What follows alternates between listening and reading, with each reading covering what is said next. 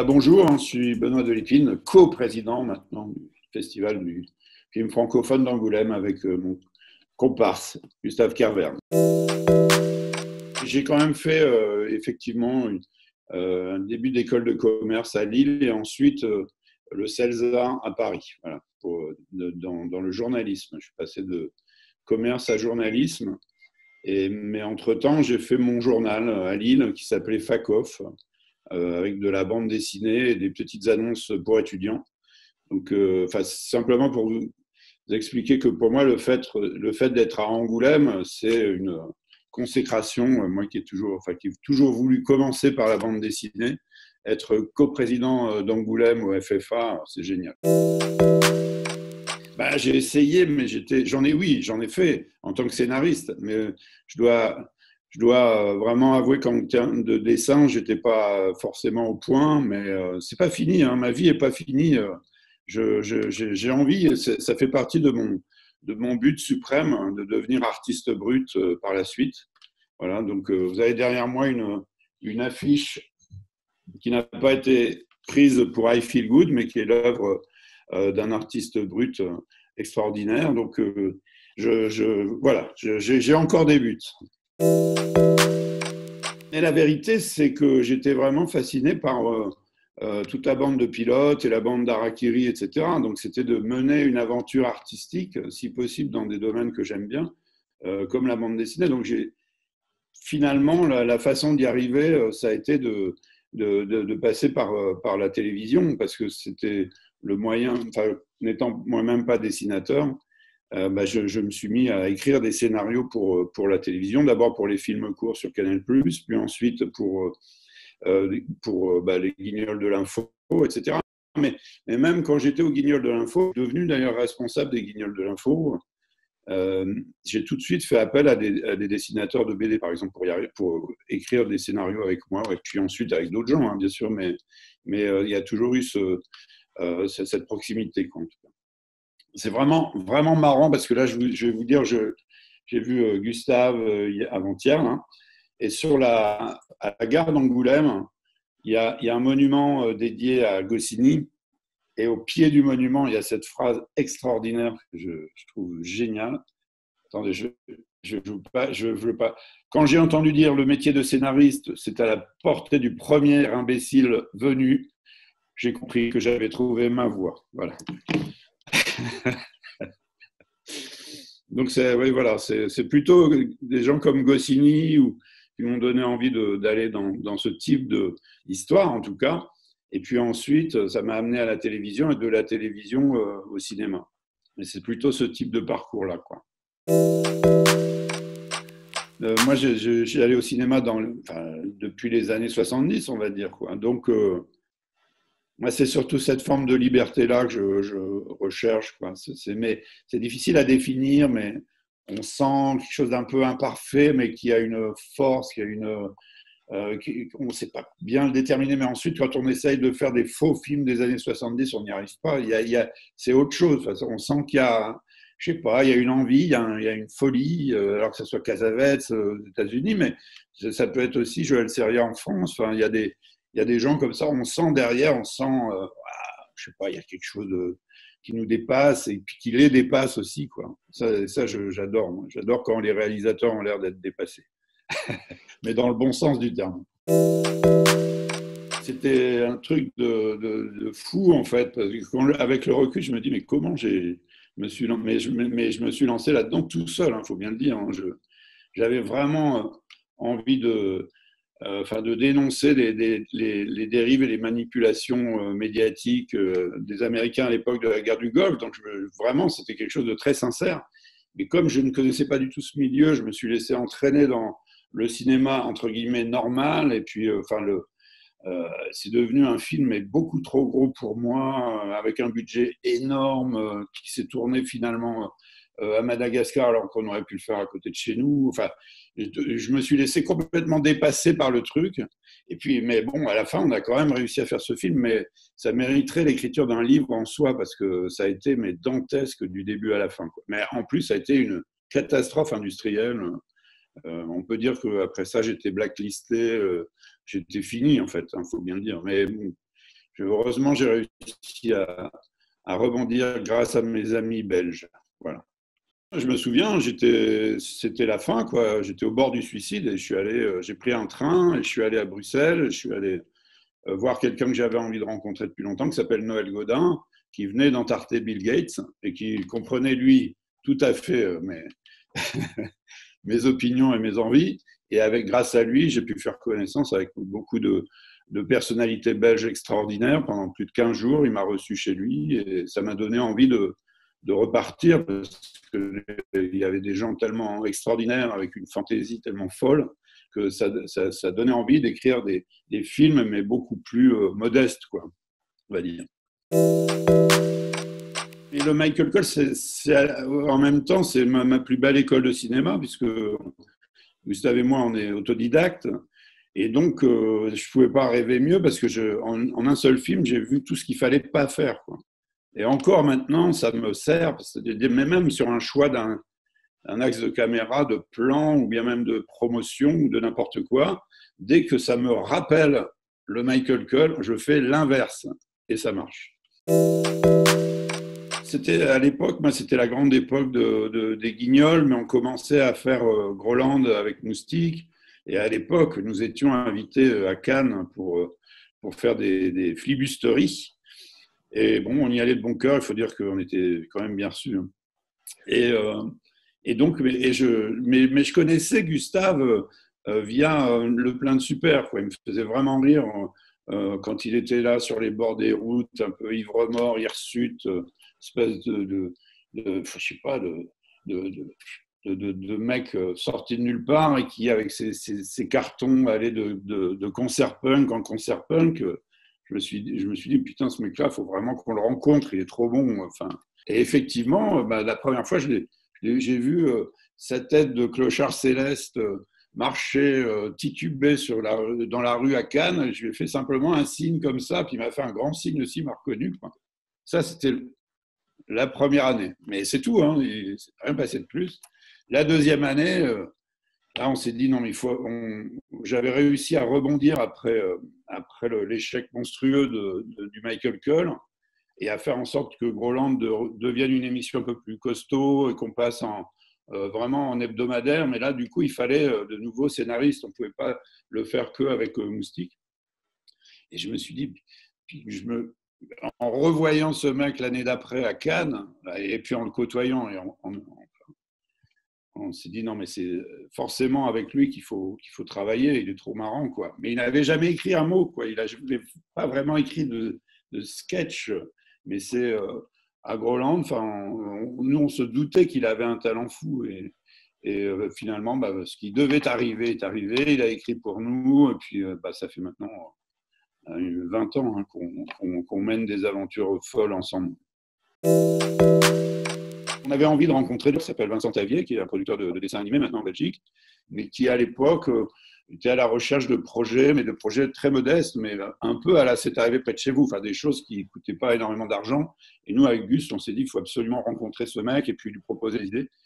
Et à chaque fois qu'on le voyait, parce qu'on commençait à connaître Benoît aussi, quand on le voyait dans des fêtes, on n'était pas toujours très en forme, mais on essayait de lui glisser une idée de scénario en disant « Ah, on a peut-être une envie », et puis à chaque fois, il se foutait de notre gueule en disant « Les gars, vous êtes gentils. » Et puis un jour, c'est moi qui avais eu l'idée, je me suis dit « Mais un road movie en chaise roulante pour traverser l'Europe et aller voir Aki Kaurismäki. » Et là, il s'arrête, il dit « Ça, d'accord. Ça, d'accord, mais je vous donne 2 mois pour écrire le scénario et moi, je me donne 2 mois pour trouver l'argent. » Et donc, avec Gus, alors là, on a su saisir notre chance, on a écrit le scénario en 2 mois, quoi. Et puis, lui, en fait, il a réussi pas à arnaquer, on ne va pas dire ça, mais à trouver un notaire flamand qui a mis 150 000 € dans le film. Mais moi, je vous dis, à l'époque, j'étais grillé, hein, je pouvais même pas faire une demande de crédit en France. C'était comme dire ficelle dans une salle de théâtre. Enfin, j'étais l'auteur du plus gros bid industriel depuis 10 ans, quoi. Et donc, effectivement, on s'est rencontrés avec Vincent, nous avec le scénario, lui avec son chèque de 150 000 €. mais pour le film en entier. Hein. Et on a signé lors du tournage d'un clip des Vents passent, que vous pouvez d'ailleurs voir, qui s'appelle Si j'avais l'argent de, enfin je sais plus, mais un clip où on joue avec Gus, on joue des espèces de mafiosos russes en train de signer un contrat avec des billets partout, et on signe réellement notre contrat avec Vincent Tavier. Et vraiment, 2 mois plus tard, on se retrouve sur les routes à sillonner l'Europe, bien sûr pas payé, mais tout le monde dans notre camionnette avec tous nos copains, Hugo, Guillaume, qui sont restés avec nous et qui continuent à travailler avec nous sur nos films. Et c'est Vincent qui avait fondé cette équipe artistique, parce que nous, on connaissait pas grand-chose au cinéma. La chose qui s'est passée depuis le début, hein, c'est que nous, il y a des gens extraordinaires dans le cinéma. On avait envie de rencontrer les gens dont vous venez de parler, d'ailleurs. Et ces gens-là, on a toujours écrit pour eux, quoi.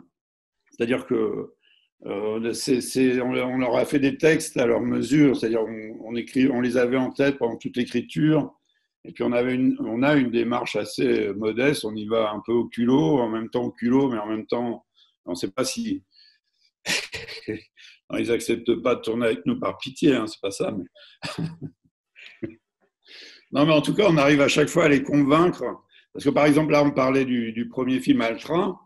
On a convaincu Benoît parce qu'on est allé tourner chez lui, quoi. Donc, on s'est démerdé dans le scénario pour que l'un des 2 protagonistes, en l'occurrence moi, qui suis réellement fanat de motocross, donc c'était sincère aussi. Donc, mais on s'est débrouillé pour aller à Namur lors du Grand Prix de Belgique de motocross.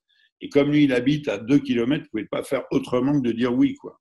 Donc, souvent, on se débrouille un peu comme ça. Enfin, et puis, effectivement, il faut voir que nous, nos films, ça se passe quand même vraiment bien. Enfin, il y a mais c'est pas une ambiance de déconnade. Hein, c'est pas du tout ça. Mais il y a vraiment une ambiance de créativité puis on y reviendra peut-être. Mais on a une façon de tourner qui est très qu'on a découvert d'ailleurs pendant Altra, parce qu'il y a aussi les contraintes budgétaires, les contraintes de temps qui nous ont d'abord obligés à travailler comme ça, et puis ensuite on s'est rendu compte que c'était extraordinaire. Enfin, le fait par exemple, de privilégier les plans séquences sans faire de chant contre chant sur les dialogues, etc. Non seulement nous, artistiquement, ça nous plaisait beaucoup, c'est-à-dire que ça nous permettait de passer un temps fou à choisir le bon cadre, mais une fois qu'on l'avait choisi, la scène se déroulait, et les acteurs, généralement, ils font 1 prise, 2 prises, 3 prises, mais après, ils ne sont pas obligés de passer l'après-midi à refaire la même scène, dans le même plan, dans l'autre sens, etc., enfin,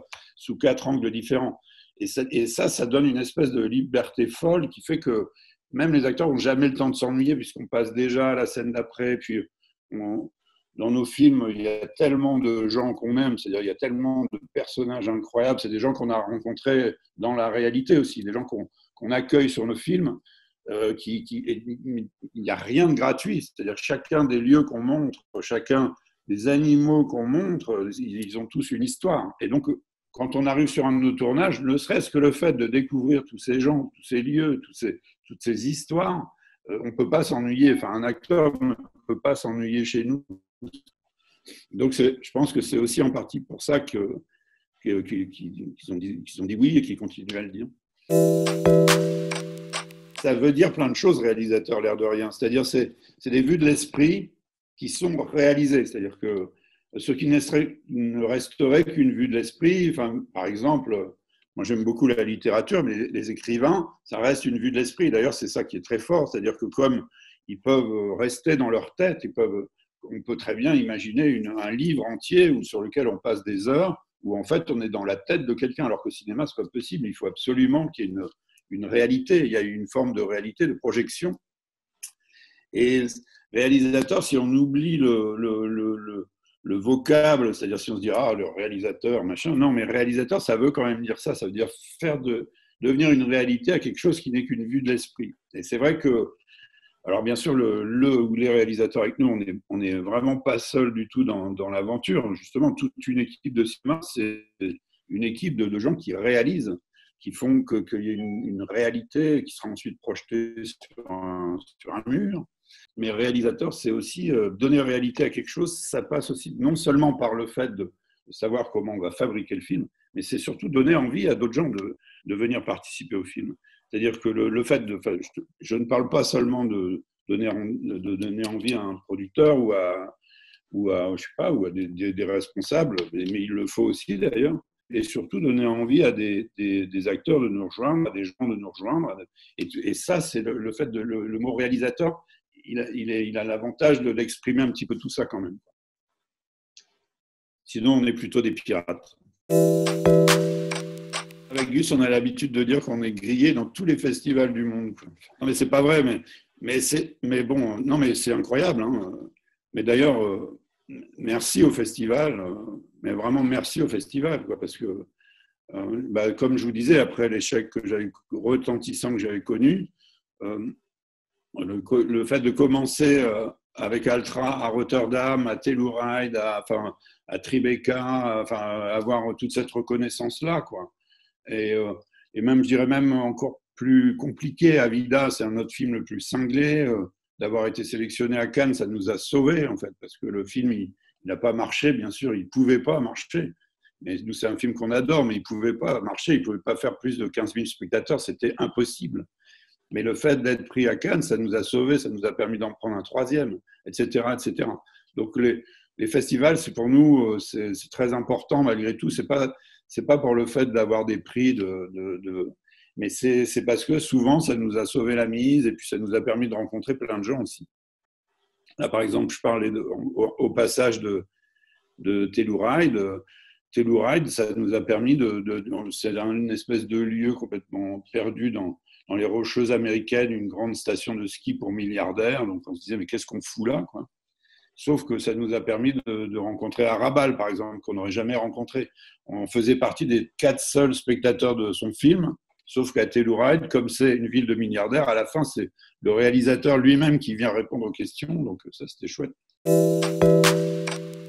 Ouais, extraordinaire. Avec notre 1,33, notre image quasi carrée, là, c'était vraiment... Nous, on est très, très fiers de ça, très fiers et très heureux de ça. On ne remerciera jamais assez.